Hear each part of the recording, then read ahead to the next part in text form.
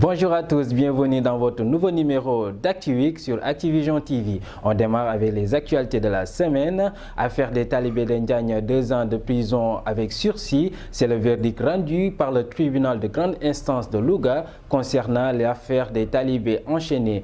Le maître coranique Cheikhouna Gueye et ses co-prévenus qui étaient poursuivis pour mauvais traitement sur les enfants sont désormais libres. Perturbation sur la distribution de l'eau. Cette semaine, les travailleurs de la SDE ont réclamé une hausse de leur part dans la société à 15%, contrairement aux 10% proposés par l'État du Sénégal. Concernant l'actionnariat sur le dossier d'appel d'offres indiquant que le partenaire stratégique détient 45% du capital social et la partie sénégalaise 55%, répartis comme suite. Secteur privé national bénéficiera de 25%, l'État aussi bénéficiera de 25% et les salariés se retrouvent avec 5%. Hausse du prix de l'électricité causée par des problèmes de réajustement financier qui ont été notés en 2019, nous annoncent les dirigeants de la Commission de régulation du secteur de l'électricité, la CRSE. Ils avaient soutenu que le tarif de l'électricité aurait dû être ajusté de 39% dès le 1er janvier 2019, ce qui conduit à une augmentation de 6 à 10%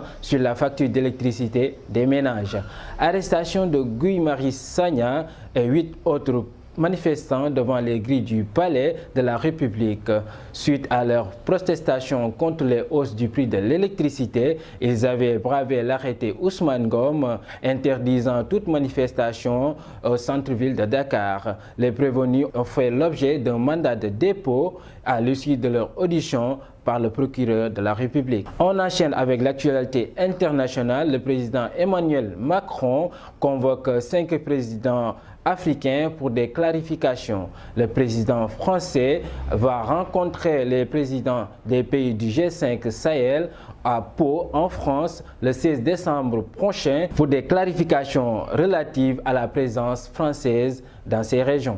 En Afrique, Ali Bongo nomme son fils à la présidence de la République.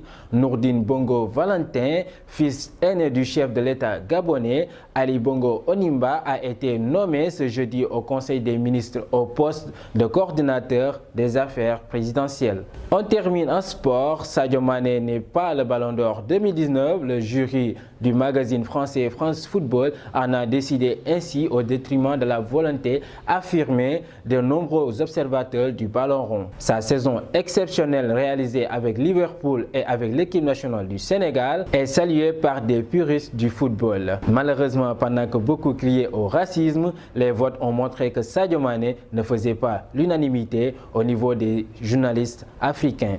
L'Afrique a préféré Messi et Van Dijk plutôt que Sadio Mané. C'est ce qui met fin à ce numéro de ActuWeek. Continuez à vous abonner sur Activision TV. On se donne rendez-vous pour un autre ActuWeek.